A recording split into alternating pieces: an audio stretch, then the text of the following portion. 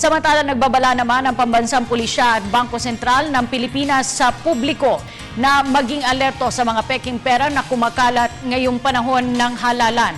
Para sa detalye, naritong ulat ni Alvin Baltazar. Ngayong kaliwat kanan ng panunuyo ng mga nagsisitakbo para makakuha ng kailangang boto, naging kalakaran ng ibang kandidatong pamimigay ng pera sa pag-aakalang ito ang magsasalba sa kanilang kandidatura.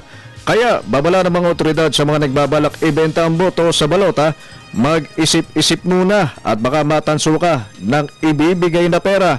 Ayon kasi sa Philippine National Police at Central Bank, inaasahang kalat ngayong panahon ng kampanya.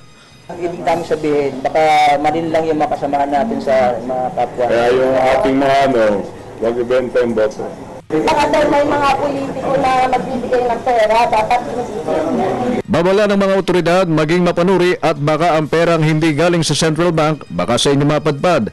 Ayon sa BSP, bukod sa pagsalat, may iba pang paraan para malaman kung ang perang hawak ay orihinal at hindi huwad. Kapag ang salapi ay makinis, malamang sa hindi, ito ay hindi urig. Pwede natin kakain. Pwede natin kakain. Ito pong genuine may gas, mas magaspang. Pero ito po walang nakakata.